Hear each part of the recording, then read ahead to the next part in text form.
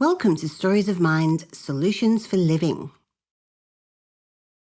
We acknowledge the traditional owners of country throughout Australia and recognise their continuing connection to land, waters and culture. We pay our respects to their elders, past, present and emerging. Let's start with a brief overview of the topics we will be exploring in Module 1, Understanding Anxiety. Panic attacks typically include some psychological effects, although you may not necessarily experience all of them. Anxiety is often associated with emotional states. You may find that more often than not, you feel irritable, impatient, intolerant, and short-tempered. These feelings are generated by the fight response. The feelings on the right, distrustful, suspicious, overly sensitive, judgmental, are those associated with flight. And there are usually physical symptoms, particularly increased heart rate and shallow, fast breathing, often with a feeling of gasping or struggling for breath, considered the two distinctive traits of an attack. Secondary physical effects can include sweaty hands, numb or tingling fingers, clumsiness, particularly when it comes to holding objects and fine motor skills, butterflies, or alternatively, cramps in the stomach, feeling dizzy or lightheaded, hot flushes, and a dry mouth. So why do we have panic attacks? What use are they? Where do they come from? To answer these questions, we need to go all the way back to the origins of anxiety. The story of anxiety is one of the most ancient stories on Earth. It begins around 500 million years ago when everything lived in the sea. Everything lived in the sea for at least the first 3 billion years of life on Earth. There were only a few species around, and they were very basic. Pretty much just a mouth, a primitive gut, and an anus. Some creatures clung to surfaces where nutrients washed by. Others just drifted on the ocean currents blindly, randomly. There were really only 3 rules: eat, sleep, reproduce. If a big creature bumped into a smaller creature, he ate it. If a smaller one bumped into a big one, he got eaten. If two the same size bumped into each other, there was no advantage, so no one got eaten. Who knows? Maybe they mated instead. Then, around 500 million years ago, something amazing happened. The 3 or 4 species floating around randomly, like drunks at a festival, began an evolutionary explosion of life forms. And in a mere 2 million years or so, 23 of the 26 families of life suddenly appeared with all of their varied forms and colours, styles of movement, strategies and behaviours. This phenomenon is referred to as the Cambrian explosion. But why did that happen? This question tormented biologists and paleologists for centuries. However, an Australian by the name of Andrew Parker seems to have come up with a major aspect of that answer. And that answer is eyes. With eyes, you can see something to eat and go after it. With eyes, you can see the big scary thing coming to eat you and get away. Now, when various limbs and appendages evolve, they are useful, very useful. Anything that aids movement now increases survival, and so they are retained.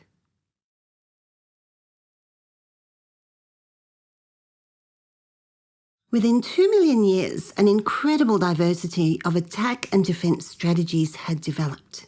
Claws, horns, toxins, camouflage, speed, size. Anything that aided survival in this new C and B scene world. Eyes are great, But what really makes them useful is the ability to remember what was seen, literally to recognize it. Otherwise, every visual experience is brand new.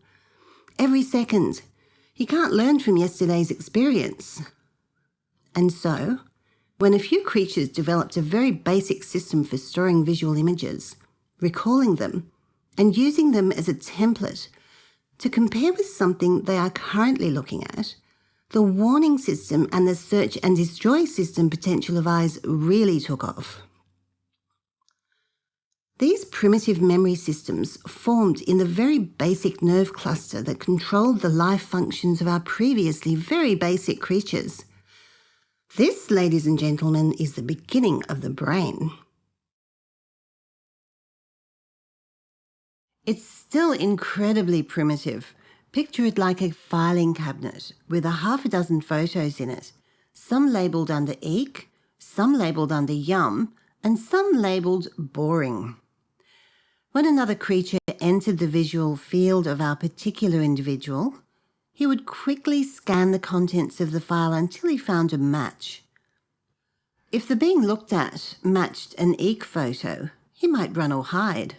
A yum photo would invoke a hunting response, and boring is, well, boring.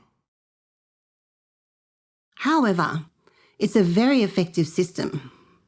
So effective that it's the same concept used by naval vessels to identify potential enemies, allies, or neutrals. Naval systems work like this. The radar scans and picks up silhouettes of any ships that come within its scanning range. It then compares that silhouette with a vast database of every ship silhouette known. The database is divided into categories and can immediately classify the scan as an enemy or an ally or, well, boring. The crew know how to react depending on the classification. This is exactly how our visual systems work, and so eyes can be regarded as an early threat recognition system.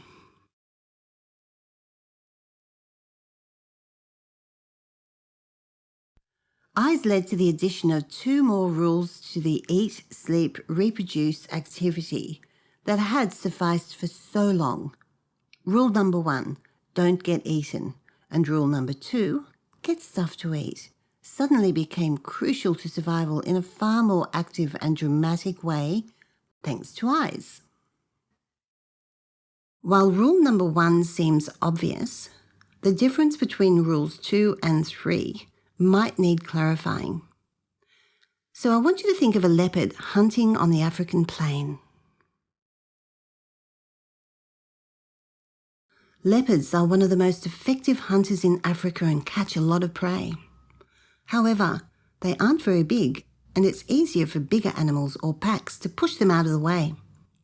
So other predators, like lions, have worked out that it's a lot less effort to simply sit on a hill and watch leopards hunt, then stroll in and take over the kill for themselves. Leopards, therefore, learnt to quickly and discreetly drag their kills up trees, high into the thin branches that won't bear the weight of a lion. Only then can they relax and settle down to eat. We can clearly see that the skills involved in getting food are quite different from those involved in eating it. And we are no different.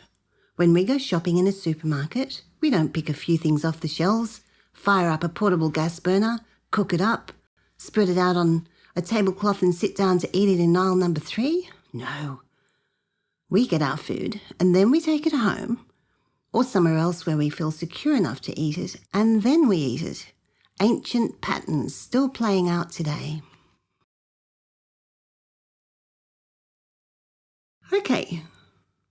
So now we're going to take a look at how brains have evolved over the past 500 million years, specifically the really big developments that are relevant to our story of anxiety.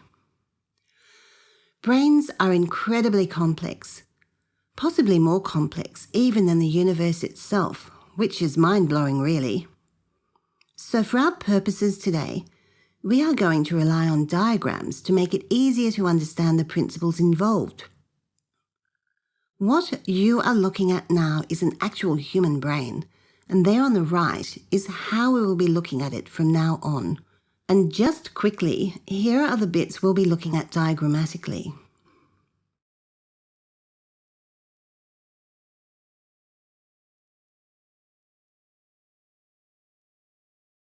The first brain to evolve is one that developed from the evolution of eyes. Remember that very basic nerve ganglia that incorporated a primitive threat recognition system using a simple filing cabinet type storage method? The brain is sometimes referred to as the reptile brain or lizard brain and is concerned only with survival. That is, those 5 basic rules for living. Don't get eaten, get stuff to eat it, sleep, and sex. And that's all it's concerned with, nothing else. So one of the ways it's referred to is the survival brain, or even the reactive brain, because all it does is react to the stimuli around it. Basically, this brain is obsessed with survival. That's its one function, and it's damn good at it. After all, there are many creatures on Earth today that are still getting by with this 500 million-year-old brain, such as sharks and turtles.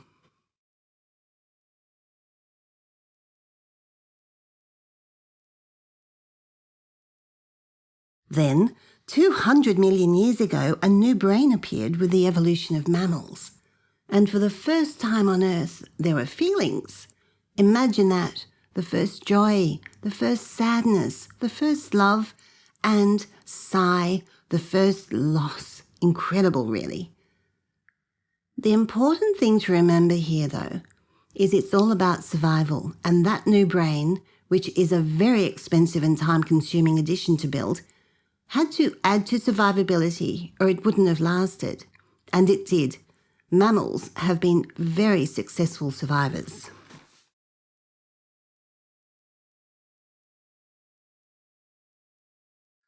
Let's go back to those 5 basic rules for life. They're very important, and see how they play out when emotions are involved. As you can see, rule number 1, don't get eaten, manifests as fear, or in modern terms, anxiety. Prior to emotions, creatures were motivated to run from a predator, but the mammal has the same automatic reaction with an overlay of terror. Rule number 2, get stuff to eat, is the basis for feelings of aggression and anger. And as you can imagine, hunting for food, then killing it and ripping it apart to eat it are fairly aggressive acts. But it is also the basis for curiosity. Our original 3 rules, eat, sleep, and reproduce, are likewise intimately connected to emotional states. Emotions are highly motivating. Regarding the 4th rule, sleep, the emotional association is with safety and security. No creature on Earth can sleep properly if it doesn't feel safe, including you and I. Imagine 2 rabbits caught out in a field at night, instead of safely in their den. Predators are out at night, and if the don't get eaten light keeps flashing, good sleep is impossible. Similarly, sexual expression is also affected by our sense of security and can be overindulged or avoided depending on how aggressive or anxious we feel. Each one of the systems driving the 5 rules of life are highly interactive.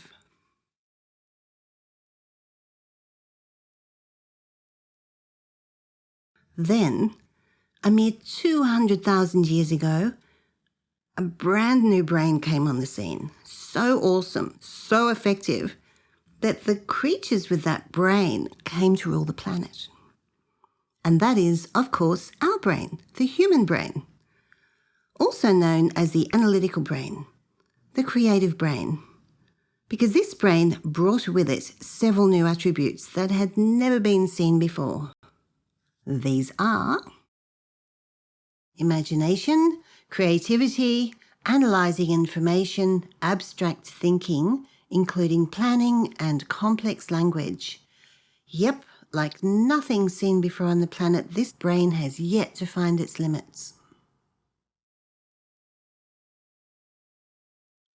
This way of looking at the brain is known as the tri-brain or triune brain model. There's just a few things I want you to know about this brain of ours before we move on. Now, 200 million years is a long time, beyond imagining really. It's definitely a long enough time for our first two brains to get to know each other, to form connections and refine them for maximum information speed. In fact, these connections number in the millions. And as you can see, the two structures are close to each other too, meaning short distances for information to travel. You can also see that they sit right over the spinal cord, meaning they have short, therefore fast, access to making us move. We are talking fractions of a second here, but fractions of a second can save your life. What this means is there is so little delay between our survival brain's responses and our emotional brain's responses, it feels instantaneous, what we call seamless. And they've been around each other for so long they work perfectly as a team, in complete accord with one another. Not so for the newcomer on the block. That smartass that appeared a mere 200,000 years ago. That's literally 1,000th as long.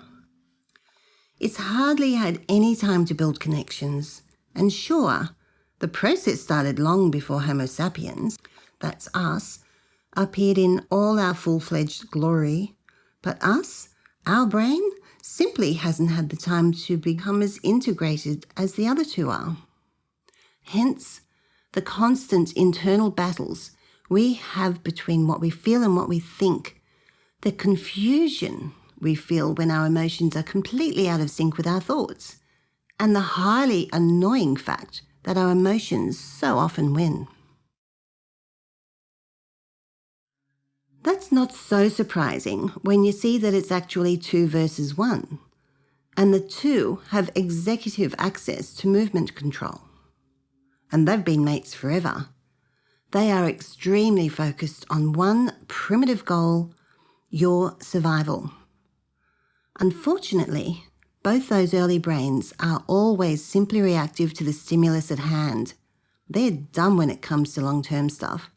They totally cannot do that. For them, it's all about now. But let's not forget they are geniuses when it comes to survival. You and every single one of your ancestors for more than 500 million years have lived long enough to have sex. Yes, and raise kids that also survived long enough to have sex and babies.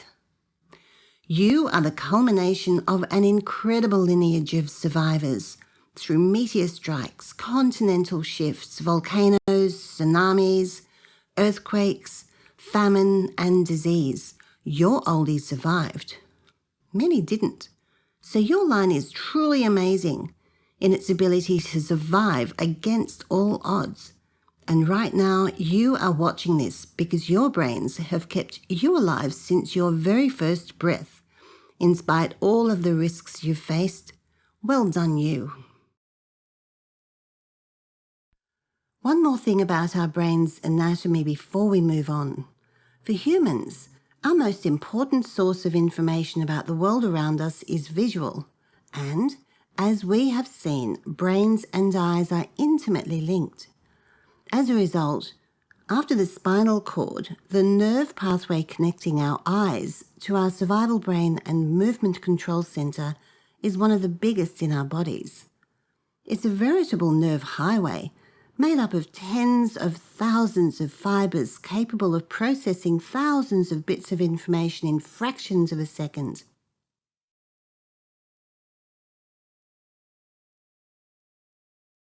And it's a very short highway.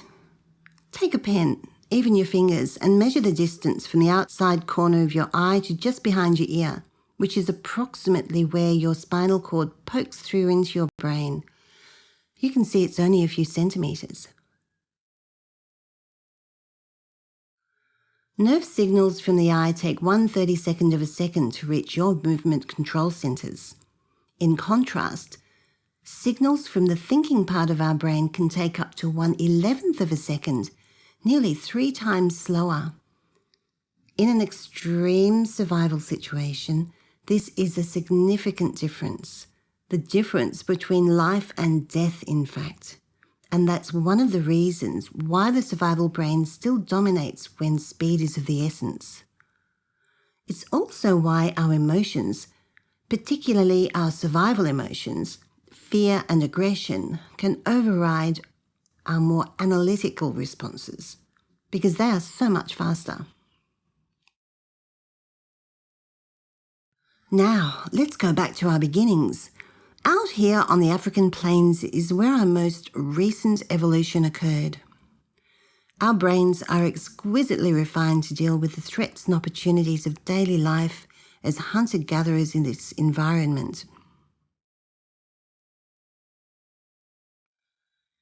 In those days, much like today, the ideal residence was higher up with a water view and good security, because they lived by following the huge herds crisscrossing the Rift Valley. Homes were temporary, and in a good dry cave on a rocky outcrop near a waterhole was worth returning to again and again, in some cases for over 40,000 years according to archaeological evidence. And so, well-defined paths would form from the cave's entrance to water and hunting grounds. We know quite a lot of interesting features about humans back then. We know they congregated in groups of up to 100 individuals in good times and up to 250 for short periods of celebration. But generally, they clustered in groups of 20 to 25. In other words, family or clan groupings. This is not enough to maintain genetic diversity, hence the periodic larger gatherings of 10 or so clans. We know that they only lived for 25 to 30 years, and that they hunted in groups of approximately 8 to 12 people. Most interestingly, the age of that hunting team would have been between 12 and 20. In other words, teenagers, which explains a lot. And we know their weapons were pathetic.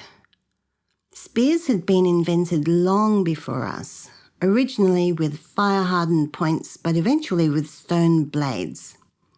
Spears, however, were only for jabbing. The aerodynamic qualities of throwing spears and bows and arrows, etc., had not yet been imagined, and we inherited fire, the most effective tool of all, and that's about it. Now I want you to imagine that you and I live back then. We are 20, coming to the end of our active lives out on the hunt, but still able to participate. It's dawn, the best time to hunt. The cave is coming awake and we're getting ready to head out. We'll probably check out the waterhole first, try and catch some prey coming down to drink. Everyone is ready, it's time to go. But before we start, I want to ask you how you imagine you might feel heading out there with your digging stick and spear. Do you feel confident? Anxious? Resigned? Excited? Let's try a little thought experiment to really put ourselves in the picture.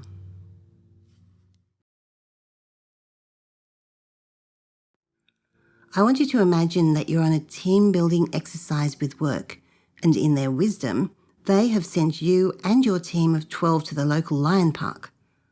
You're going to see the food prepped, and then go on a lion-proof safari bus and see lions get fed.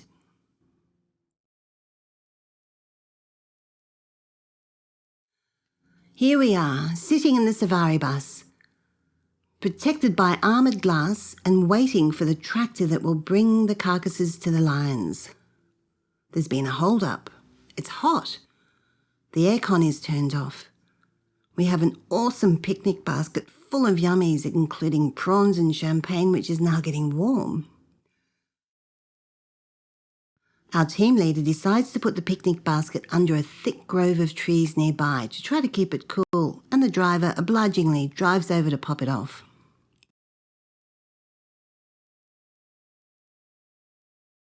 Then we drive back to our original viewing spot. Still no tractor. Time passes, more vans pull up full of tourists. We're over it and hungry and thirsty, and we think longingly of our picnic basket 200 metres away beyond the lions. We decide to get it, but we don't want to give up our viewing spot, so our team leader says, to you specifically, "Hey friend, why not nip over there as quick as you can and grab that picnic basket for us?" Here's my question, would you do it? Don't forget, those lions are probably as hungry and impatient with waiting as we are. Would you do it if you were offered $20,000? What if we all run together? After all, some of us are going to survive. No? But why not? And that is exactly the case for our ancestors. The picnic basket represents the food they need to get, and the lines in between are actually the least of what they are facing. Now let's go back to those African plains, but before we do, a quick word about megafauna. Megafauna simply means huge, mega animals, fauna. And back in the time we are talking about, they were all over the place. We are very familiar with some of the thousands of species of megafauna, such as mammoths, cave bears, cave lions, and the buffalo that once roamed America. But perhaps the best known, and certainly the favourite of 80-year-old boys, is the saber-toothed tiger. Now you get why I call the available weapons of the time pathetic. It's easy to feel condescending about our ancestors, but let's not underestimate their bravery. And just a few quick facts about saber-tooths to underscore the role they played in our evolution.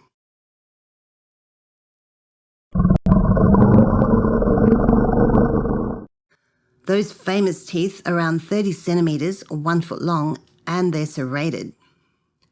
Its 20 claws are around 15 centimetres or 6 inches long, and it's roughly the same size as a modern Clydesdale horse. We seem to be its preferred prey. That means it knows us and our habits intimately.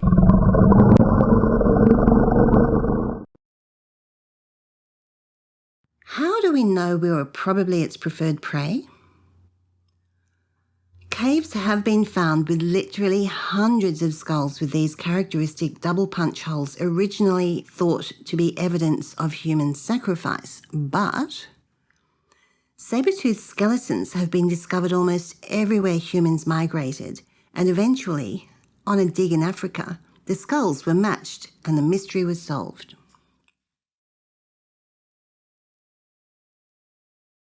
So, we've taken a few detours, but here we are, back on the plains of Africa at dawn, ready to go hunting. Now we have a far better idea of what that feels like and what we're facing. Even the prey animals are terrifying, let alone the predators. Next, we'll discover what it means to be both predator and prey.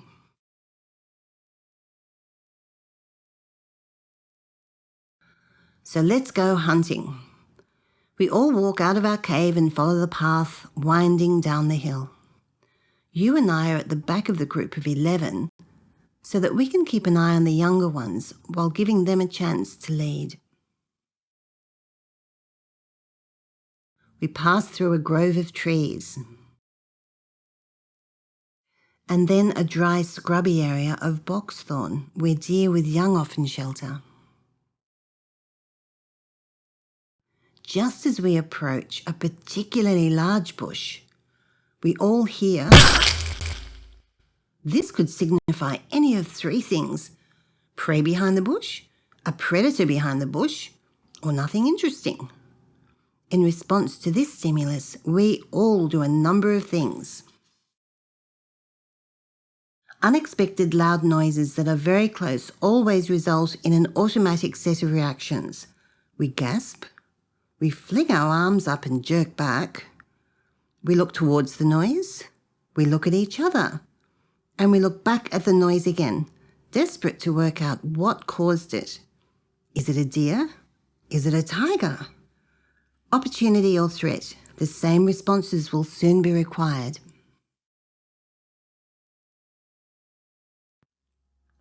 Unfortunately for our team, it's the worst thing possible. A massive saber-toothed tiger leaps out from behind the bush and proceeds to attack. Luckily for you and me, we are at the back of the group, lagging behind somewhat as we talked. The people in front are quickly and horrifically killed by the cat. The next few people are also ruthlessly killed or mortally injured. The screams, the grunting of the tiger, the smell of the blood, the rotten smell of the big cat, the crushed grass and swirling dust are all intense. In response to the nightmare scene, you and I do a number of automatic things. We throw away whatever we're holding. And we run as far and as fast as we can in a blind panic, away from the danger and towards home. But what is going on beneath the surface? These days, everyone has heard of the adrenaline system, and that it has something to do with fight and flight. But very few know what adrenaline actually does. Adrenaline triggers a number of different physiological responses. However, the most important one for our purposes is getting oxygen to your thigh muscles. Why exactly? Well, because muscles need oxygen to contract. The more the better. You know those birth training classes where you can see them teaching expectant mothers to pant through their contractions? That's because panting, fast, shallow breaths, is the most efficient way to get oxygen into the bloodstream. The obvious source of oxygen is all around us in the air. Adrenaline allows us to use this as efficiently as possible for maximum exploitation of that resource. But there are secondary, less obvious sources that adrenaline is going to go for. Secondary sources are the various parts of the body that already have oxygen in them from the normal activities of living. Muscles, for example. And so adrenaline performs a kind of triage. That is, it makes decisions about what has the greatest need. As you can see, hands, or at least fine motor control, are not considered necessary when running for your life. It's as if adrenaline molecules rush to your hands, bind with all the unused oxygen molecules, and rush them back to your heart and get rerouted down to your thighs. Your hands get sweaty because all chemical reactions create heat. And without oxygen, your fingers can no longer contract or hold on to things. And stomachs, because you can always digest food later, if you're alive that is. The other big user of oxygen in the body is the brain, particularly the thinking part of the brain, the neocortex, the part that is uniquely human. And again, it's about priorities. Running as fast as you can to get away from something else doesn't require any imagination, abstract thinking, creativity, or complex language.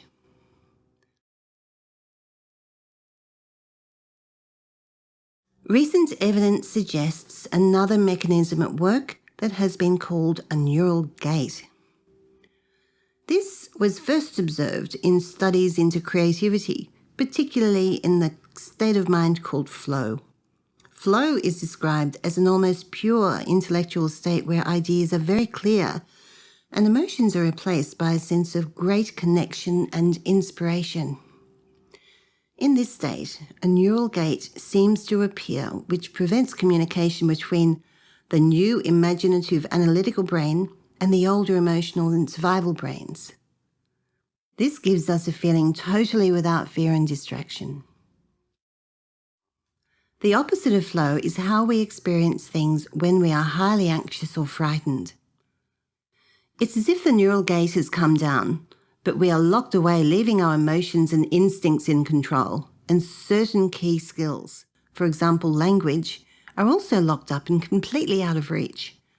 which is why when we are faced with something threatening, we find it hard to express anything complicated, and our later memories of the threat are not encoded with language and remain as sensory images only.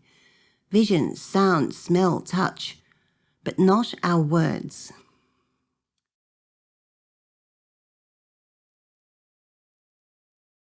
So the adrenaline system gives us the big push necessary to run from the beast.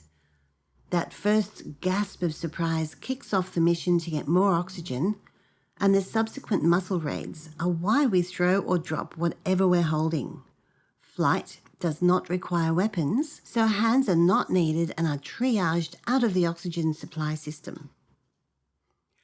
Our breath becomes fast and shallow. Our heart starts racing. If we vocalize it all, it's at the same level as any other animal on Earth. The word run and or various expletives are now dominating the conversation that had previously been so rich and nuanced. Our thighs are pumped and off we race. Adrenaline is not the only system that's triggered by the rule number 1 or rule number 2 situation. Cortisol, often referred to as the stress hormone, is also activated. Cortisol comes in right at the end of the traumatic event, and it does several complex things, including turning off the adrenaline response after fight or flight events. But we are going to concentrate on one particular strange and interesting reaction associated with cortisol release. That is, the way it changes memories. The easiest way to think of this is to imagine that instead of these memories going to the normal storage space in the new brain, they get shoved in the eek drawer of the filing cabinet down in the basement. A few particularly intense still images might escape this locking away, but the full video of the event is cached, unavailable to the new brain where you live. Not only that, but cortisol enables the kidnapping of the half hour or so leading up to the traumatizing event.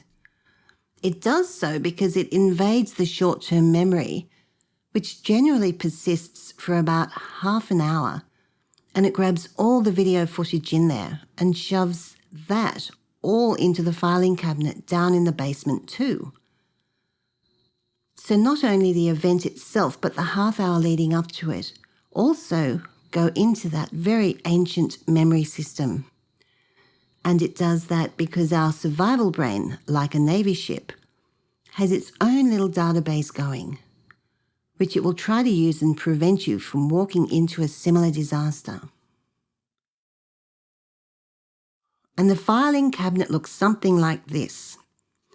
A folder is now in the eek drawer, which is full of images and their associated sounds, smells, tastes and touches, capturing the half hour leading up to the event and the event itself. So let's have a look at it. First we have the dawn view from the cave. Then we have the path winding down the hill. Then we have the grove of trees we passed through. Then we have the area of boxthorn. Then the particular bush that hid the tiger. Then the mutilation of our closest mates, and the mad dash back to the cave. This experience of losing large sections of an event to the eek drawer is why we described the running away part of the story as blind panic. Obviously, it's not really blind or we wouldn't make it, but it is blind in the sense that it almost immediately slips out of the memory's reach, and all we can finally recall is a few intense still images rather than the normal video reconstruction that we can usually summon up. One last thing before we move on to the next section. Remember when we were describing what we would all do when we first heard the tiger behind the bush? Let's refresh.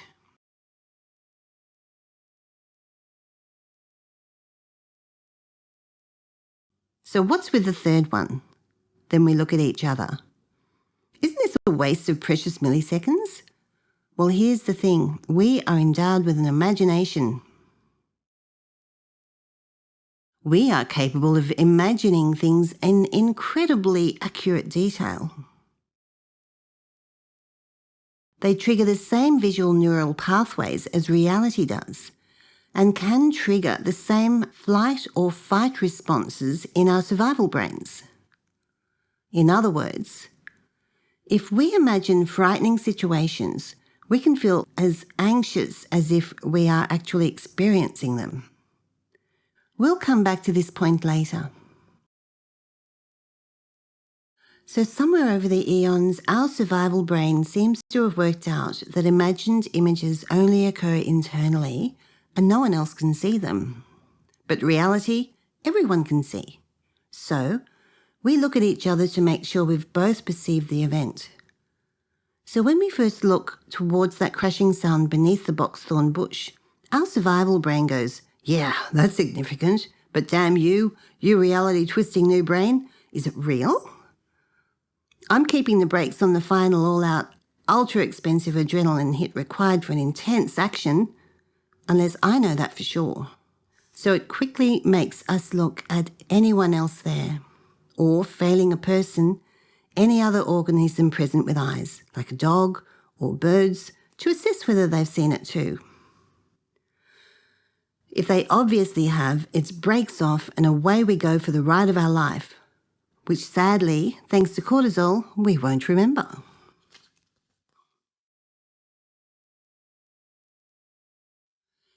In our next segment, we are going to look at how the experience of that traumatic event affects the survivors' lives afterwards. This is the last part of our African story, and it demonstrates how triggers work and why it is that panic attacks can feel like they're coming out of nowhere with no discernible cause. So back to Africa we go. While we've been looking at things more closely, a few years have gone by for the ancient versions of ourselves we have been following. You might wonder how our clan has been going, with basically the whole hunting team wiped out and only us near retirees left to feel all the oldies and the young. We know people survived these disasters because we're here now, but how did they manage that? Let's imagine another clan, somewhere in the region, that had similar but reverse disaster. While all the hunters were away, a big cat gets into the home cave and kills all the clan's young and elders. Both scenarios must have happened many times, and yet, here we are. Let's assume our clan meets this other clan at the next big meeting, which happens because maintaining connections between widely scattered people is an important survival strategy. We naturally get together with those other survivors for mutual strength and continuity. So the next time the herds drift back into the vicinity of the cave near the tiger event, a particularly good cave, we naturally guide the new hunters to stay there. And because we know the best places to hunt, we go out with them the next day to show them the threats and opportunities our clan has known for millennia. It's dawn, hunting time. You and I get ready to show the others the lay of the land, but to really underscore what happens next and a few other things, we're going to keep pace on the adrenometer, a made-up thing that has no relationship to reality, but will nevertheless help us understand how the systems we've been discussing work to create triggers. I want you to think of your eyes like the radar scanner on a Navy ship. It's all about visual fields that your eye picks up and the survival brain's attempts to match whatever you are seeing with images it has stored in the filing cabinet. So, we walk to the cave opening. Do we have a match for that visual field? Bingo, yes we do. What drawer was it in? Oh dear, it was in the eek drawer. What does the survival brain do when it hears this news? It injects a little bit of adrenaline into your system just in case. Not much, just enough to make us a bit edgy and a little more alert. Next, we head down the path. Do we have a match for that visual field? Bingo, yes we do. What drawer was that in? Oh dear, it was also the eek drawer. What does the survival brain do when it hears this news? It injects a little bit more adrenaline into our system just in case. Not much, just enough to make us a bit edgy and a little more alert. And maybe get that gut feeling that something's not right. And there's the grove of trees. Do we have a match for that visual field? Yes, we do. What drawer was that in? Oh dear, it was also the eek drawer. What does the survival brain do when it hears this news? It injects a little bit more adrenaline into our system, just in case. Not much, just enough to make us feel a little bit edgy and more alert, and maybe get that gut feeling that something is not right. And it could be that our hands are getting sweaty and you've dropped your spear once or twice. And there's the area of the thorn bushes. Do we have a match for that visual field? Yes, we do. What drawer is that in? Uh-oh, it was in the eek drawer. What does the survival brain when it hears this news? It injects a little bit more adrenaline into our system, just in case. We've definitely stopped talking, and now our hearts are beating faster and we're breathing faster. The other guys are not aware anything is wrong.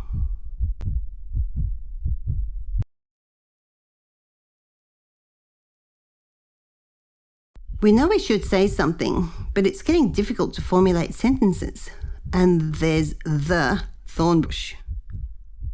Do we have a match for that visual field? Yes, we do. What drawer is it in? It was also in the eek drawer. What does the survival brain do when it hears this news? It injects a little bit more adrenaline into your system just in case. We are on the verge of, but not quite, a full-blown panic-stricken dash for safety. Not quite, because it's too expensive to do that when nothing really has happened yet. It's all potential.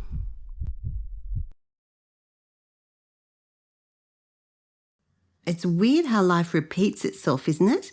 Because once again, in the most frightfully recognisable way for us, behind that same malevolent bush, what do we all do? You know it. We look towards the noise because we are desperately seeking visual information. Then we look at each other to make sure it's real, that is, external. Then we look back towards the noise. Visual info is crucial, but this time, nothing else happens. We can't feel it, but our eyes are moving rapidly from side to side for maximum scanning. Our survival brain quickly orders up some more adrenaline, and now the new guy's systems are activated too. And if it is a calf, all the adrenaline buildup is not wasted, as running as fast as possible will still be required. And just think, the physical feelings will be the same, but we'll call it excitement instead. But still, nothing else is happening. So for now, we are frozen. The highly provocative noise has not had a follow-up. We are caught in what can usefully be thought of as an information vacuum. This is a nightmare for all three of our brains. We feel powerless to act when we don't have enough information to make the life-saving choice. So desperate for info does it become that our new brain will keep inventing possible scenarios. And interestingly, these scenarios are consistently negative, even disaster-oriented. They, in turn, seem to keep stimulating the survival brain, thus keeping it in its hyper-alert state. This may be a way of guarding against sensory exhaustion, where the brain stops processing signals that are unchanging, which would be a disastrous development if the long pause was only due to a tiger repositioning itself for a better spring.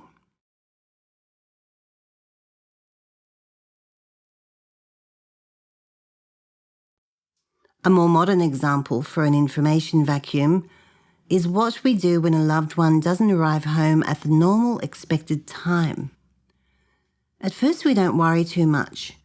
Then we'll call their phone a few times, maybe send a text. Then we'll call their work or their friends. Then maybe a few places they might have gone. All the time getting more and more concerned, an alternating mixture of anxiety and annoyance, aka flight and fight. Until eventually we start calling the hospital emergency rooms and then the police. We are now caught up in an information vacuum. You'll have been in them many times. Never once do we assume they've just won a fortune and are out getting a new Lamborghini resprayed in your favourite colour. No. They're either having an affair, getting drunk, gambling, getting bashed or robbed or totally wiped out in a massive car, bus, train, plane accident, if not a terrorist attack. Quite naturally, this all serves to keep your adrenaline levels up. Information vacuums. Watch out for them. Generally, if we don't have the real information, we'll make up something negative, even threatening, to fill the vacuum and keep us on our toes. But it doesn't help good long-term decision-making as it keeps us reactive. So back to Africa, and someone needs to look behind the bush. In this instance, you and I have no intention of going any closer to that bush than is absolutely necessary. And it's obvious no one else is quite as hyped up as us, not having had the same filing cabinet folder that we share. So we get one of them to go back and look. A young lad called Blanc. And off Blanc goes, full of his adolescent sense of glory and immortality. Blanc comes back a few seconds later looking disappointed. He says, "Hey everyone, it was nothing. It's just a branch falling down." What do you think we all do? Firstly, we all look at each other again, because that survival brain is always sus. Then we sigh with relief, often several times over the next little while. Sometimes we can feel nauseous. And depending on how much adrenaline was released, sometimes a few minutes later we can start shaking or shivering uncontrollably for a few minutes. The most important take-home message is that the adrenaline system has an off switch, one that kicks in immediately. Well, in a 32nd of a second, your survival brain gets the right information. The right information is that there is no threat within range. The most trustworthy information from the survival brain's perspective is visual, that is, eyes. In the example with our clan, we used Blanc's eyes, so big thank you to you, Blanc. When the eyes have confirmed that there is no threat matching images in their visual field, that in fact they are only neutral, boring images, the adrenaline system is turned off. Just like a Formula One racing car where highly oxygenated fuel makes the car go faster, so highly oxygenated blood allows us to go faster. But, just like high-octane Formula One fuel, it's very expensive. Our very efficient survival brain is very aware of the cost. If you don't need to go extremely fast, it doesn't make sense to use expensive, speedy fuel. We want normal, cost-effective functioning for normal activities. And your survival brain feels exactly the same way in its dedication to efficiency. It wants the fuel appropriate to the task at hand.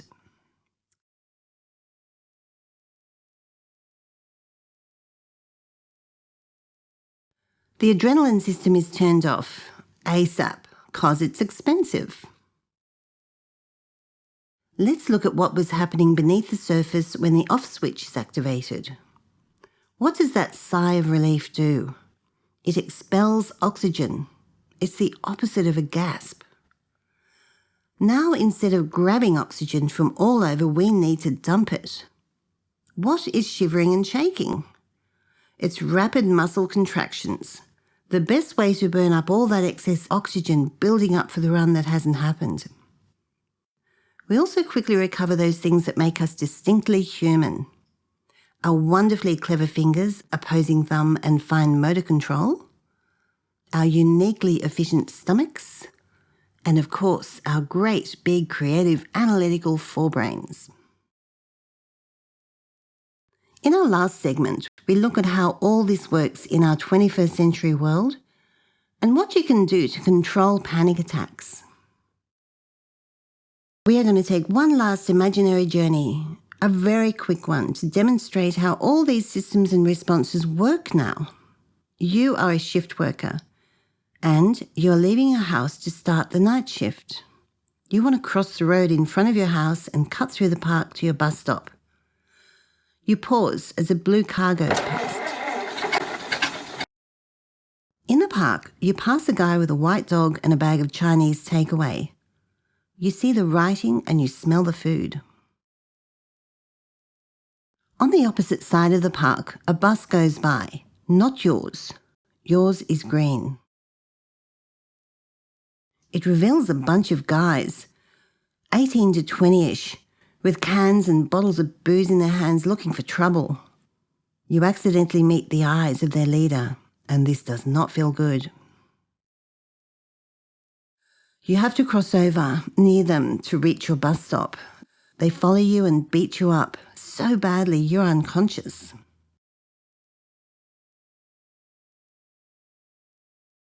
You wake up in hospital with a couple of cops standing beside your bed. One of them asks you, "What happened?" But you can't remember. You're going, a blue car maybe, and I think some young men. I'm not sure, it's really fuzzy. Let's take a look at the filing cabinet in our basement. First, a blue car. Next, a park and a guy with a white dog and Chinese food. Next, a bus. Then the guys with their cans of booze, then the bus stop, then the traumatic event. It's 2 years later and you've just moved.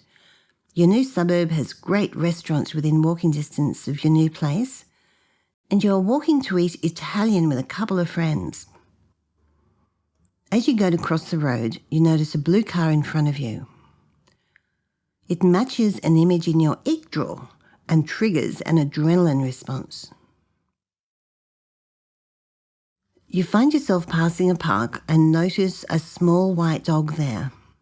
Again, your adrenaline is triggered.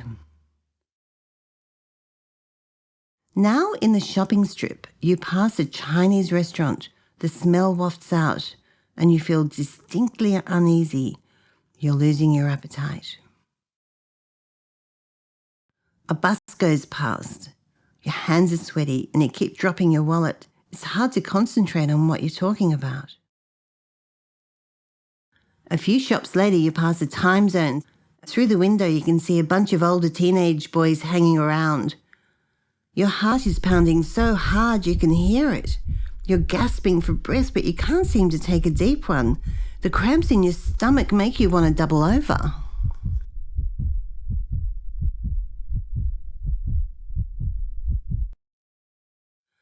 You find yourself standing at an intersection. The Italian restaurant is to the left, and the fastest way home is to the right. You are frozen, unable to explain, unable to choose while you frantically scan all around, looking for the threat, searching for a clue. All you overwhelmingly want to do is run home, get out of there, hide in your bedroom. Unfortunately, you are caught up in an information vacuum.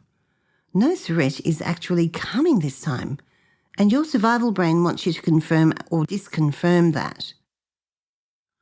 It wants to know, is it a tiger or just a falling branch? It's relying on you to use your eyes or someone else's to let it know which, so it knows whether to pump more adrenaline and get ready to activate the cortisol, and a whole lot of other systems including your immune system, or turn it all off and relax. Because the attack is not coming, there are only a few possible outcomes here. You run home. Once you feel safe, probably in your bedroom, the survival brain turns off the adrenaline system and all the rest, leaving your friends, boss, team, whoever, going, "What?" 2. You stay frozen, thinking you're having a heart attack, unable to move or communicate until your friends intervene or call an ambulance. 3. Your survival brain starts to wind down anyway as time passes without an attack. You feel shaky or even ill, and anxiety is just below the surface. 4. You get the visual information that informs your brain there is no matching threat within range. The system turns off. You feel empowered and in control. I like the 4th option best, where we end up feeling empowered and in control. Let's have a closer look at it. Let's break it down so we really get it.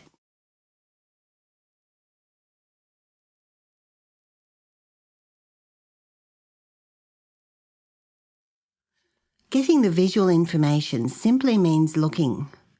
But I've worded it like that because I want you to remember that Navy ship from way back. Remember its radar system, its eyes in other words, mindlessly scanning the seas and making matches in its database if it picks up anything in its field? I want you to think of your eyes like that, like video cameras in a supermarket, feeding images back to the database. The database doesn't want a camera that makes value judgments about what to view. It wants to view everywhere the camera can view. If the camera suddenly decides it's not going to look at aisle 3, the database is presented with an information vacuum about aisle 3 and starts to turn alarm systems on. No matching threat simply means that there is nothing within your field of view that matches any of the photos in any of the folders in the ink drawer.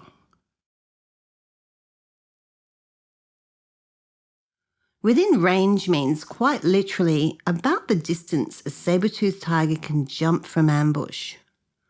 I have no idea what that is exactly, but I think we can safely estimate it's about 3 to 5 metres.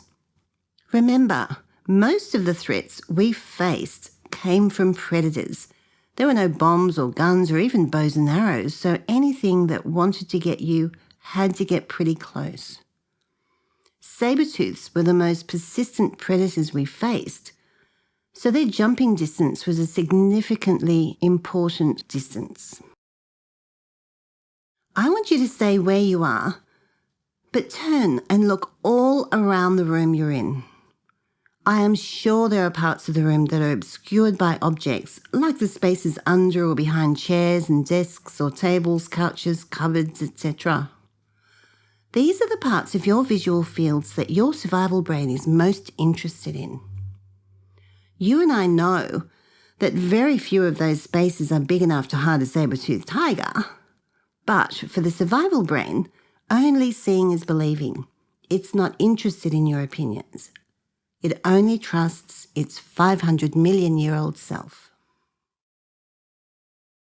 So what you have to do to satisfy it is physically get up, stand up, and go and look for a few seconds behind each of those chairs, the table, that couch, that cupboard, out the window, in the back seat of the car, and even under it if you're in a car.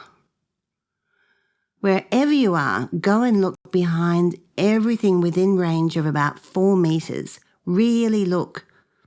You can say to yourself, "See, no saber-toothed tiger here." But really, that brain's not listening to your self-talk. It needs to see. So make it happy. Go and have a look. By the time you've finished, your brain will have already started the process of turning off the adrenaline. But when should you do this? You should do this whenever you start to notice any of your physical signs of anxiety. Let's have a quick look at them. Have a think about which symptoms you tend to notice first when you're starting to get anxious. Make note of those symptoms, and in future, as soon as you realise you're experiencing any of them, that's when you get up and use your early threat recognition system, your eyes, to inform your brain with actual footage that there is no threat within striking distance. I hope now you have learned to love your anxiety and respect its ancient history and marvel at its efficiency and success. Together, our three brains have made something amazing, us.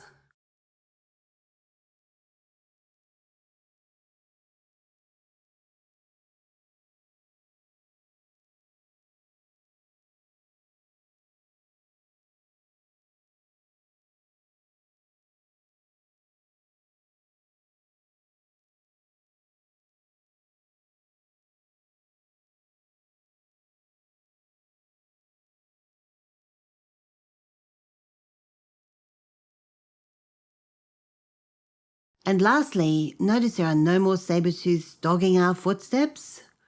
Yeah, we outbrained those suckers. You're going to win too.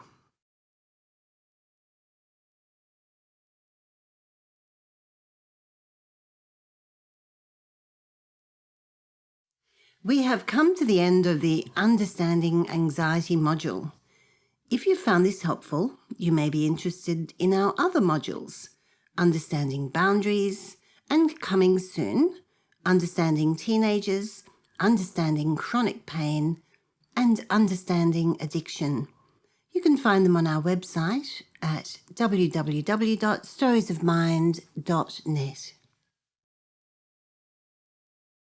This film has been designed to help with the acute symptoms of anxiety.